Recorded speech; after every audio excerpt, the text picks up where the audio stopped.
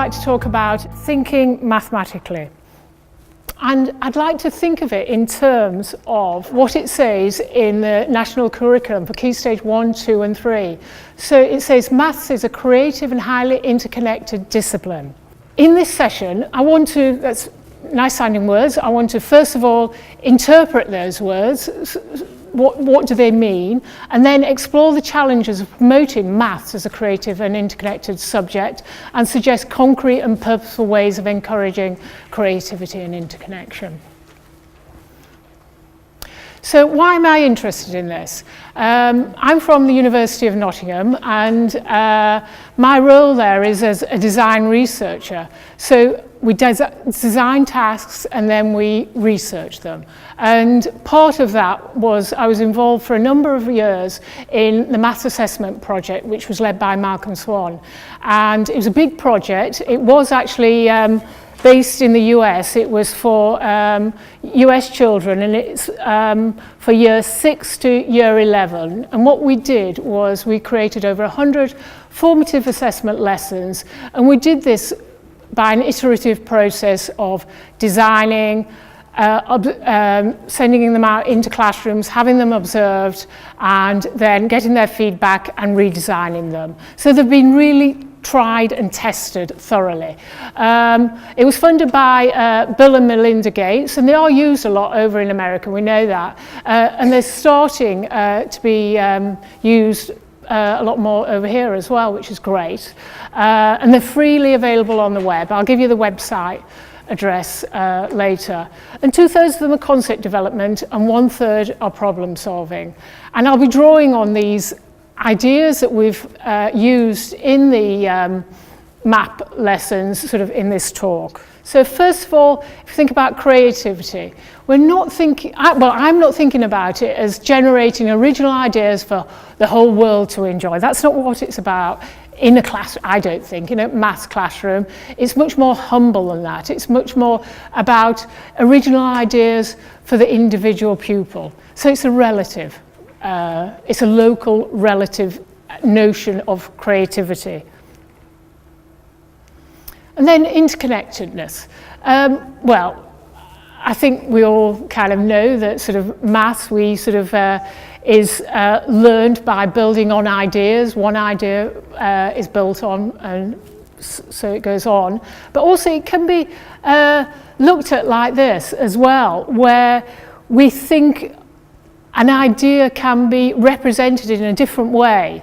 And those different representations can have commonality, but they also may have differences as well, which is maybe what you saw with the students this morning, actually, that they sort of were representing the situation in lots of different ways. And some of those, there'll be overlaps in those ways, but also there'll be differences as well. So how can we promote maths as a creative and interconnected discipline? Well, again, I look to what it says at Key Stage 1, 2 and 3. And it says students need to solve non-routine problems by selecting appropriate methods and concepts and be able to move fluently between representations. So I think that's given us a clue to sort of how we can do it. Sort of non-routine problems allows students to decide for themselves what solution, what method, so that's been creative. And when they have these methods, we can interconnect them as in a whole class discussion. I think there's loads of challenges to that, particularly for teachers and students who are new to problem solving. A state of uncertainty, students may not like the fact that they're having to think for themselves as to what solution to come up with. And students are very good at putting pressure on teachers to reduce that challenge, to reduce that cognitive load. And also students may misinterpret the goals of the problem and overcomplicate it or undercomplicate it as far as what the learning intentions were concerned. And also, if you're thinking about, well, we could share ideas to sort of create this interconnected aspect of mathematics, that may be difficult because They may be novel, the teacher may not have come across them before, they may be incomplete and include errors. For instance, this is one that's got actually lots of maths there, but is kind of quite challenging to sort of figure it out. What I'd like to do today is think about the different types of problems that we have, because I think different problems emphasise creativity and interconnectedness to different degrees and are likely to promote different challenges. So I think if we understand the type of problem that we're actually presenting to students, then we're in a better position to understand the challenges they're going to face and the sorts of solutions that they're going to come up with. So there's lots of ways we can think of problems, and I'm just looking at one way of how we can sort of define problems. And where do I point this? Yeah. And sorry, am I in your way actually? So I just need to step back so I can see myself. So we've got, if we think of it as a scale, and we've got loosely defined problems where not all the information needed to solve it is in the text of the problem. Students may need to make assumptions, or they may need to go get information, and there may be several ways to solve the problem and several credible answers. I say that one first because I think that's what you were looking at this morning, a fairly loosely structured problem. And then on the other end of the scale, there's well-defined problems. All the information needed to solve it is in the text of the problem, and there may be several ways to solve it, but only one credible answer. First of all, could you just read through it?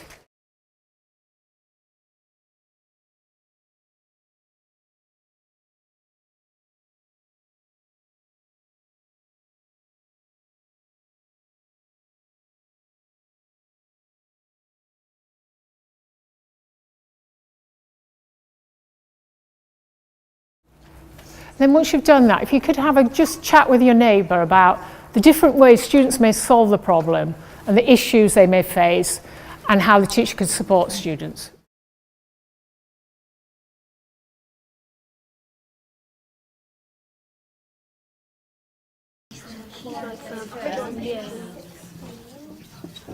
Okay, so who's paying the most? Anne. Okay.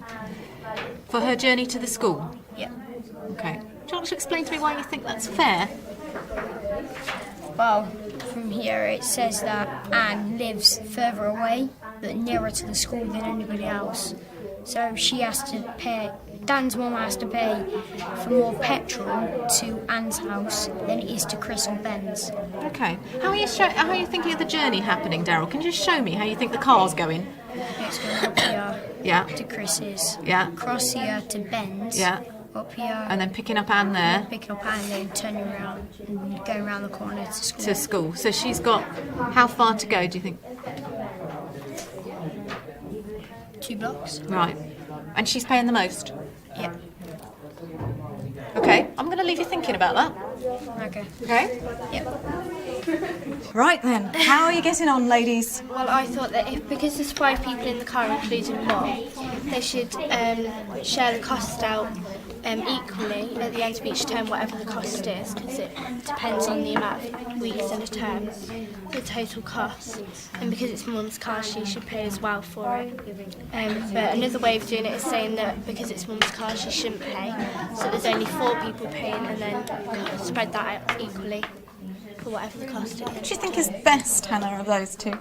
I think the first one, because it is Mum's car and she will be using it for other things, and she's the one who's deciding to use it, so I think she should contribute as well. Bethany, what do you think is best out of Hannah's suggestions? I don't agree with that. I think that because they all live different amounts away from it, I don't think Dan should pay either because it's like his mum. And we thought that because Chris lives the furthest away, he should pay the most, and then go down go down once they get closer to school. So. How are you going to work out how much it goes down? £10 every time. Yeah, and how many miles they are. then you just kind of guess that bit. But Yeah. What I'm wondering is whether we actually do have some more information. It's just not printed on there. I mean, what else is there that might help you? That's all I'm going to say. But I wonder if there's things that... Roads. Right, go on then, keep thinking. What's amazing to me is that we can have a class of people and that you can come up with such amazing different solutions, and they're all pretty good. So if after somebody's presented you'd like to say, actually, I'd like to disagree with that because I think mine is better, then please do. OK. Hannah, do you want to kick us off? Yeah, I'm sticking with my first idea, which was because there were 5 of them in the car, including Mum, split it 5 ways, whatever the price. And I thought of that because it's the fairest way, I think, and if I was in their situation, then that's the way that I would do it. OK. What does anyone else think? Alex, what do you think of that? Well, we worked out the amount of miles they travel in a day and then added them all up, and then it was 50, so we thought we'd double it, and then that would be the price that they each pay. So Dan would pay 40, Chris would pay 32, Ben would pay 20, and Anne would pay 8. Can you just explain your thinking right from the starting bit again there, Alex? Well, on the map, it shows you how many miles they go, so we added up what each person does in miles Right, on a hang day. on just a second. Girls, can you see how that might help you?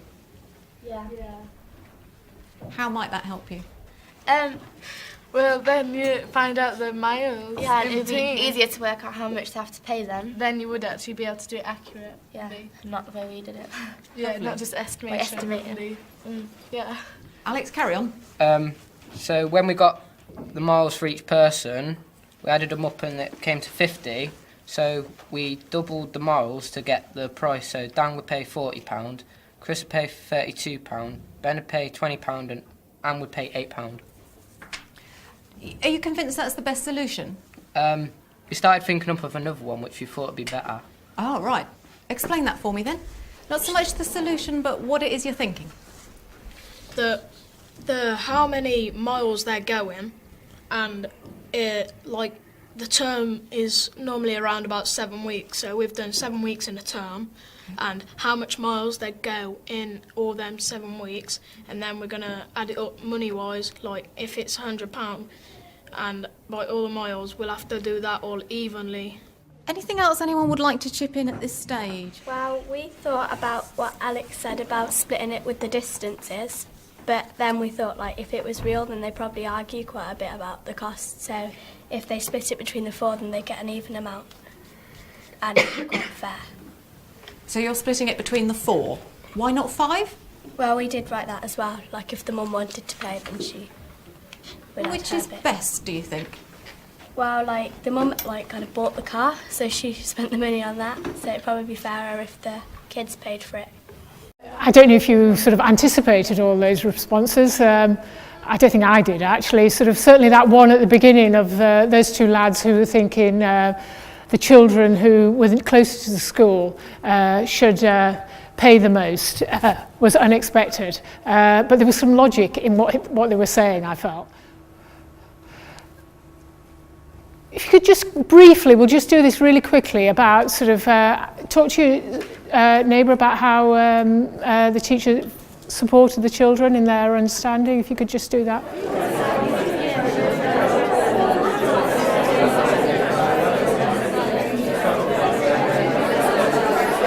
I think most of us would agree that the teacher we saw in the video was quite skillful in her, certainly in her sort of questioning of those children. But I think, but it's challenging to do that in the moment of teaching, to know how best to support the students.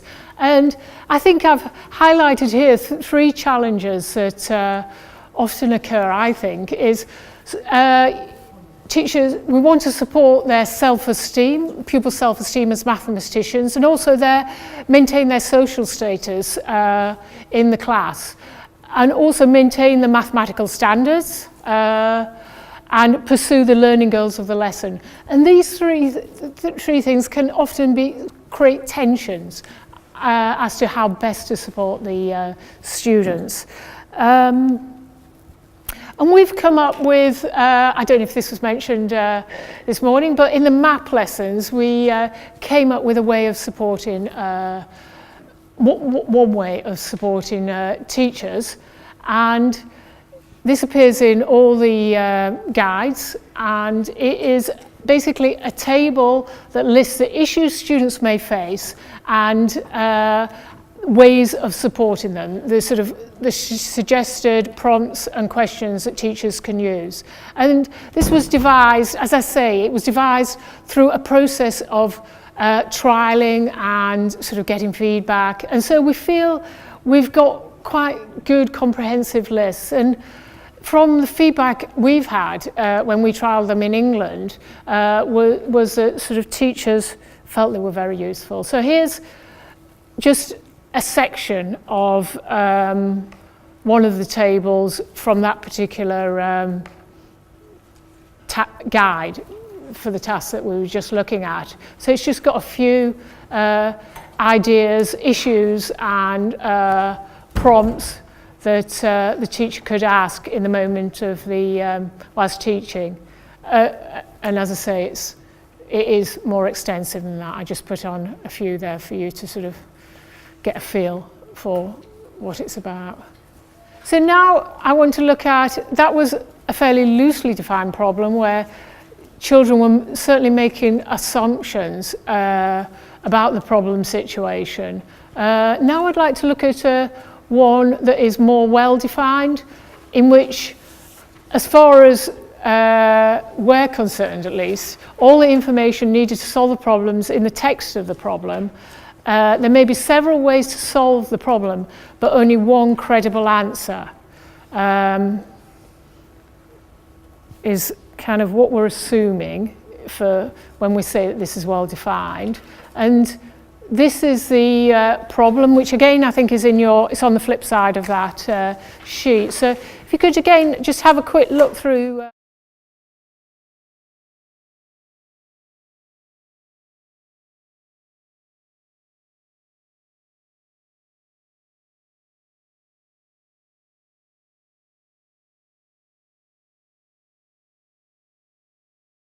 So now I just want to show you some of the different ways that in one class children solve this problem. So you may have anticipated this.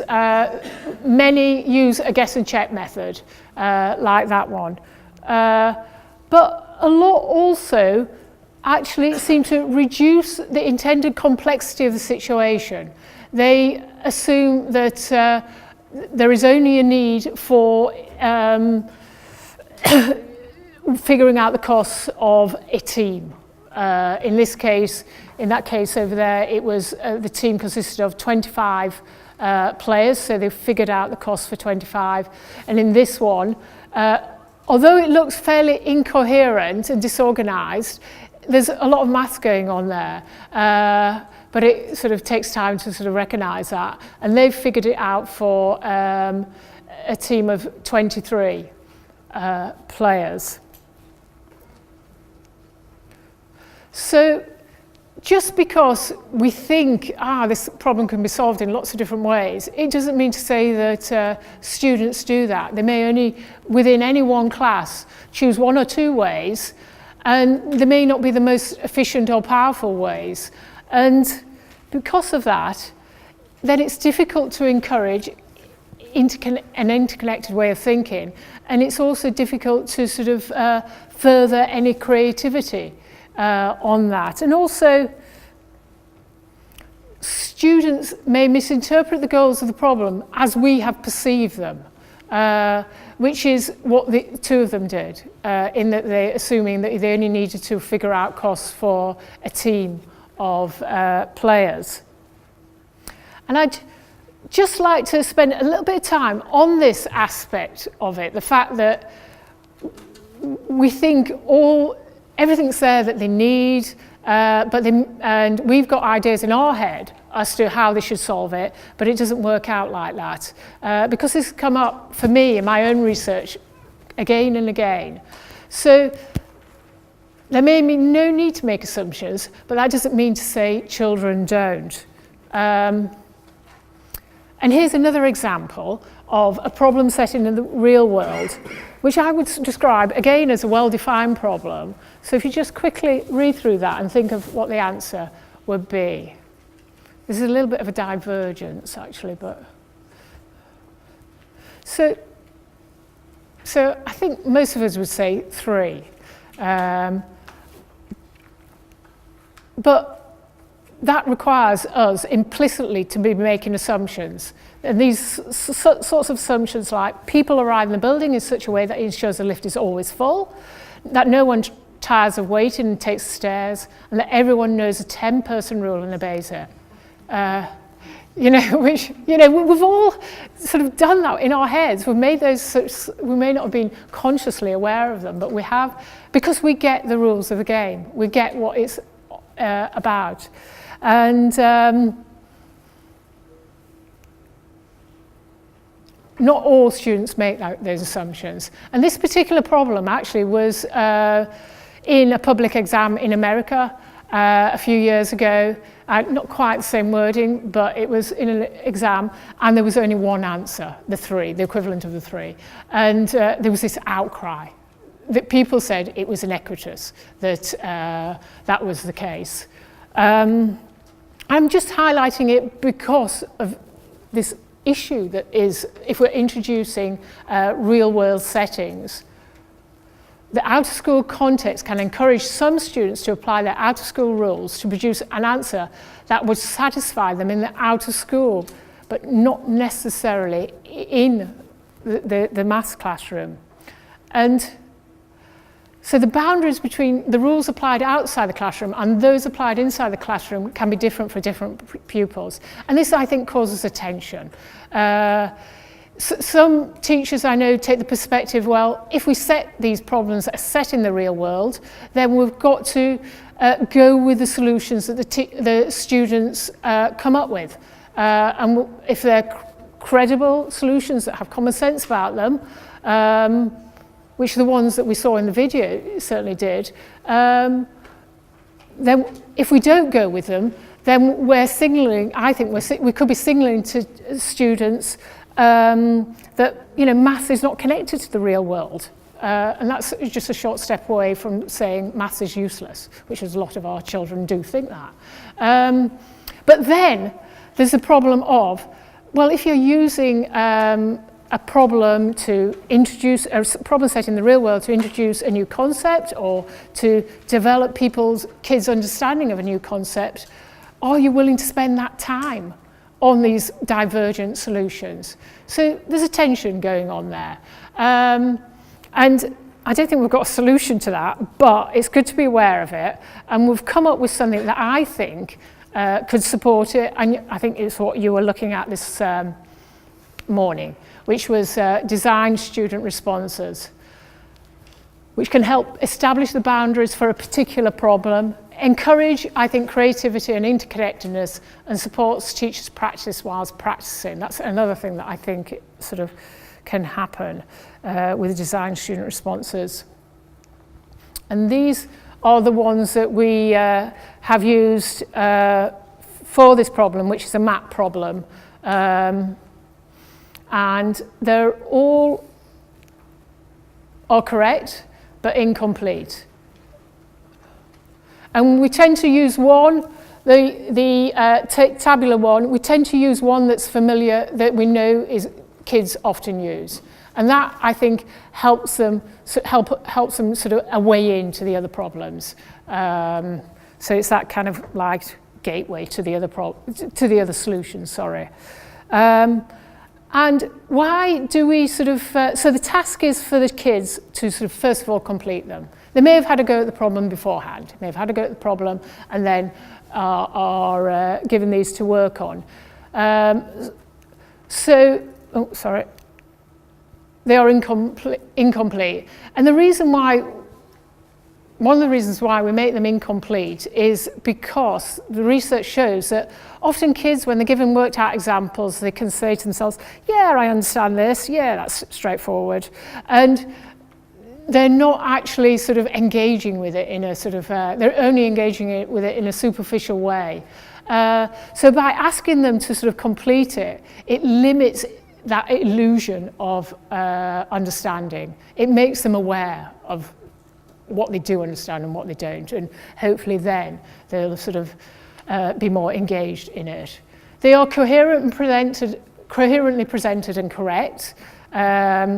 We decided that because often correct was, I think, important, because often kids just search for the incorrect bit of the work and then they're done. But actually it's not. And then coherently presented, just so that they're not having to figure out what on earth is going on. It's hard enough actually figuring out the understanding the solution itself, as well as they don't want to have to, well, I don't think, it would be the cognitive load would be too much. And they are anonymous, so students can critique them without worrying about upsetting someone else's feeling. And the mathematical prowess of the author is unknown. So say you sort of want to asking kids to critique, evaluate their partner's solution. Teenagers especially are very self-aware and aware of their position, and they may be reluctant to do that, and they may also, if they think, oh well, we know Sally's great at maths, so it must be a good solution. And it also provides, I think, a concrete example of the criteria for assessment, these boundaries that I was talking about. And it shifts the focus from performance to understanding. And I think that's a crucial thing. So you're not sort of like having to get a task done. You're sort of focusing on understanding stuff. And if you think about it, in other subjects, in English, for instance, English is about communicating, but we don't just ask kids to write essays and then write more essays and more essays. We ask them to comprehend stuff as well, look at good pieces of work and sort of evaluate them and compare them. So I think there's kind of a lot going for design student responses. So we ask them to complete them, and then we ask them to compare. And we ask them to sort of think about what are the similarities and what are the differences, and what are the advantages and what are the disadvantages. And we do ask, I know you talked about Schoenfeld's questions this morning. We do ask that when they're completing them. What have they done? Why have they done that? And what are they going to do next? Or versions of that. And why do we ask students to compare responses? Comparison is widely used in other subjects. In English, again, kids are always asked to compare and contrast, to, for instance, compare two articles, newspaper articles about the same event. And the reason I think that they're doing that is by comparing, you notice more. So you compare an algebraic strategy to a graphical strategy, and you may notice, the algebra one is a lot more efficient than the graphical one. But then the graphical one shows you a trend.